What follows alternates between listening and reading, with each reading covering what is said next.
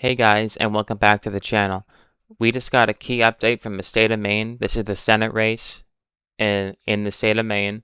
Again, Susan Collins is running for re-election, and her challenger is progressive nominee Troy Jackson, and he has now reached enough delegates to become the Democratic nominee.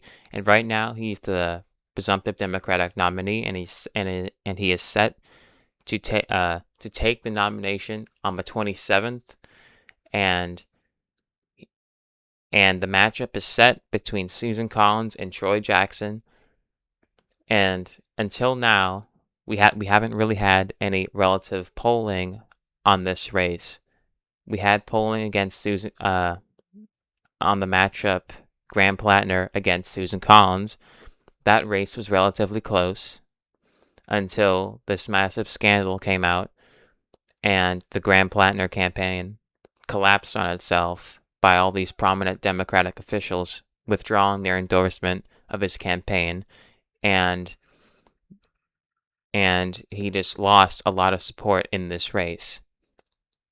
And now Troy Jackson is now the Democratic nominee in the state, and a new poll by the University of New Hampshire shows Troy Jackson leading incumbent Republican Susan Collins by 3 points.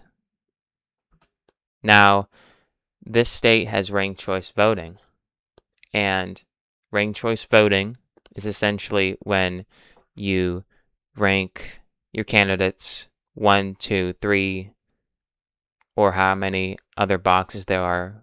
It's because however many candidates there are. But in this poll, assuming that it's correct and this holds up to election day, 49% of the electorate in this poll would vote for Troy Jackson, and 46% would vote for Susan Collins. And now, Democrats are obviously going to vote. They intend to vote for Troy Jackson. Republicans are pretty set to vote for Susan Collins. But take a look at this independent vote, where 10% of the electorate is undecided, or they do not know. Now, Troy Jackson isn't particularly well known across the state. He has a pretty strong electoral history. Right now, according to this poll, the overall electorate has a favorable view of him, Troy Jackson, by 5 points compared to his unfavorable number. Now, obviously, Democrats they relatively are favorable of Troy Jackson. 18 are neutral. 8 don't know enough. This is expected, but Troy Jackson is going to win all these votes. Very likely to win all these votes when it is election day. The independent vote, 22% are neutral. 13 don't know. Don't know who he is. Republicans, obviously, they don't really like Troy Jackson. And 22% of Republicans, this is a critical number here, they don't know enough.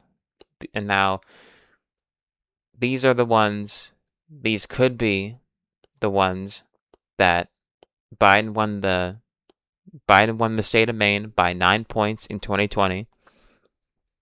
And Kamala Harris won the state by 7. These are, I would say, these are the voters that flipped from Biden to Trump in the span of 4 years. And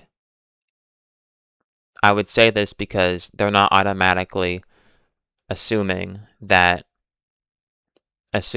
they hate Troy Jackson because he's a Democrat. In this poll, they tell who Troy Jackson is, and he's a Democrat.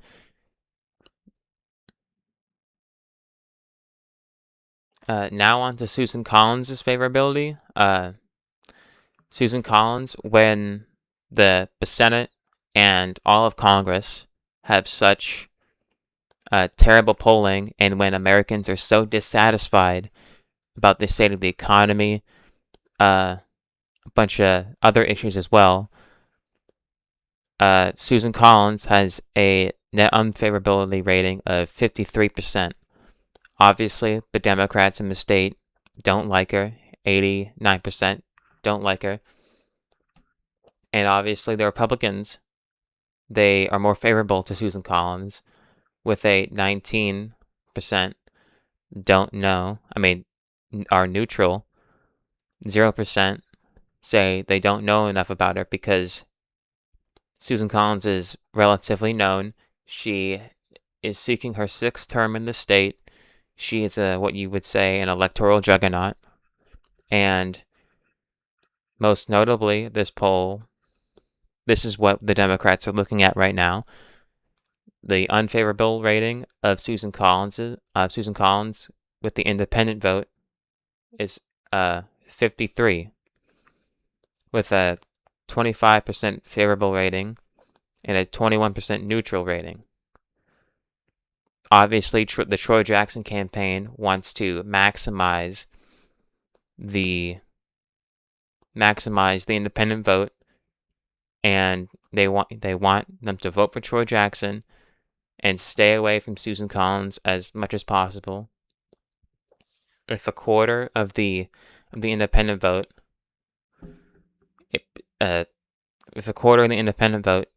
is neutral, there is lots of room for the Troy Jackson campaign to target these 21%.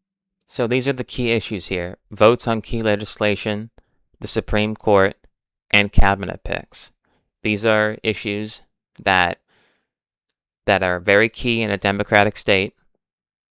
The state is not very Democratic, but Kamala Harris did win the state by 7 in the last election cycle. But notice here, Susan Collins is underwater here when in the issue of the Supreme Court. This is largely because of her pick of Brett Kavanaugh. Before Graham Plattner dropped out, Graham Plattner was hammering Susan Collins on that vote, and to large success. Everyone was talking about it. The news cycle was talking about it. Old videos were resurfacing of Susan Collins voting for Kavanaugh. This is a key issue in a blue state, and many people are going to be turning out for this issue because, as you know, Brett Kavanaugh on the Supreme Court overturned Roe versus Wade. And Roe versus Wade, if you remember back in 2022, 2022 was supposed to be this giant red wave year, but it actually turned out to be severely underwhelming because of this abortion issue, where these moderate independent voters and Democrats were so motivated to reinstate Roe v. Wade as quickly as possible, and so that really slowed down the Republicans' momentum, and so they were only able to control the House. Now, this is another key issue: votes on key legislation. Susan Collins is also underwater on this issue, most notably the Big Beautiful Bill, which famously is the bill that ripped away 15 million people off the health care coverage that they had and gave tax cuts to the very wealthy and the rich. Susan Collins will most likely not be able to defend this, especially on a debate stage with Troy Jackson in an unfriendly environment in a Democratic wave year and in a +7 Kamala Harris state where there's room to grow for Troy Jackson because Biden won the state by 9. Ground was lost. In 2024, Troy Jackson has the ability to gain some of that back. But Susan Collins is an outperformer. So the final margin of this race is probably not going to be anywhere near +9 like how Biden won. Probably in the around the low single digits. But this environment where Trump is so unpopular, the legislation he's passing is very unpopular. We're in a war in Iran. This is all creating an environment where Troy Jackson can actually win this thing and deny Susan Collins a sixth term. So this is why really Maine, the state of Maine, the Senate race in Maine, is so important to the Democrats' chances of controlling the Senate. So if the Democrats can't win the state of Maine, where Kamala Harris won the state by 7 in 2024, they really